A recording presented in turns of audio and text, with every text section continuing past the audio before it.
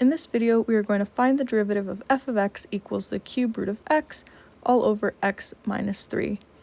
So we see here that we have a fraction that we can't simplify. So we're going to want to use the quotient rule. Let's recall what the quotient rule tells us. So the quotient rule for derivatives tells us that the derivative of a quotient, let's say g of x over a function h of x, is equal to low d high minus high d low all over low squared. So that's how I like to remember the quotient rule. Now let's see if we can apply it to our function f of x. So what is our top function g of x? Well, g of x would be the cube root of x. So I'll write that here. G of x is equal to the cube root of x, which I can rewrite using exponents as x to the 1/3. Now my bottom function here, h of x, is x minus 3.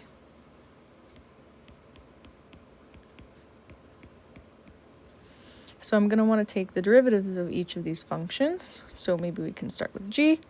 What's the derivative of g? Well, g is just x to the 1/3, so we can use our power rule. So this is 1/3 times x to the 1/3 minus 1. So that's 1/3 x to the minus 2/3.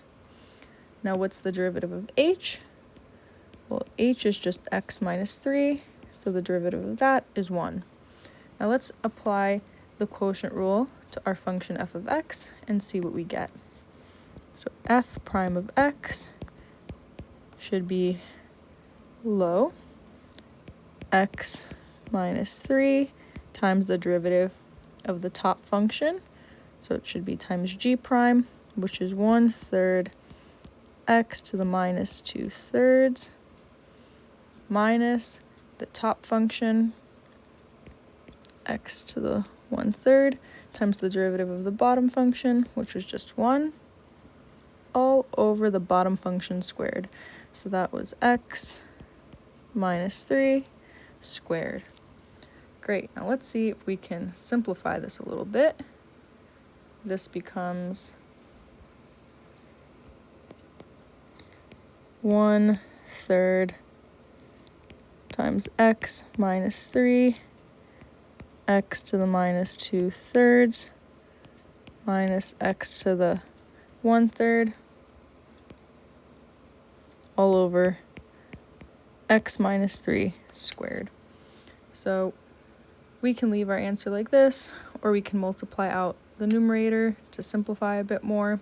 So if we do that, I would distribute this x to the minus 2/3 to x and 3.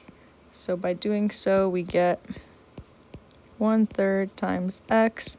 So this x is to the first power. So we have, if we have x to the a times x to the b, that becomes x to the a plus b.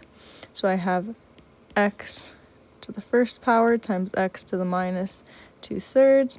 So that'll be x to the 1 minus 2/3. That's x to the 1/3. Okay.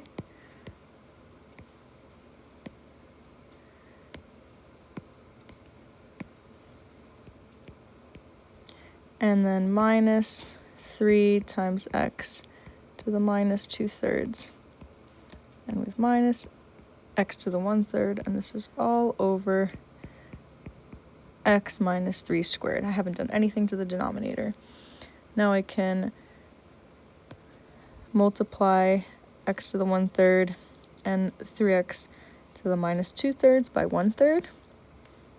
And I get 1/3 x to the 1/3 minus x to the minus 2/3 minus x to the 1/3, all over x minus 3 squared. Now what do you notice about the numerator? Well, in the numerator, we have like terms. So I have a x to the 1/3 here and an x to the 1/3 here. One thing we can do is we can multiply the numerator and denominator by 3 to get rid of that fraction. So I can do 3 times everything on top and then 3 times everything in the bottom. And that'll make it a bit easier to combine our like terms in the numerator. So what do we get when we do that? We get x to the, x to the 1/3 minus 3x to the minus 2/3 minus 3x to the 1/3 all over 3 times x minus 3 squared. And so now if I go to combine my like terms, x to the 1/3 minus 3x to the 1/3, I get minus 2x to the 1/3.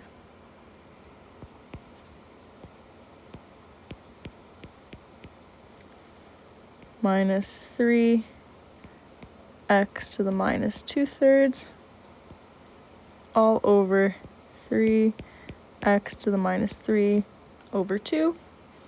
So if we want, we can factor out a minus sign from the numerator. So this becomes minus 2x to the 1/3 plus 3x to the minus 2/3 all over 3 times x minus 3 squared. And so this is probably a good place to stop. I mean, you can keep messing around with this and simplifying however you want, but this is already pretty simple. So what is this? This is the derivative of the function f that we started with. So this is our final answer. If this video was helpful, feel free to like and subscribe.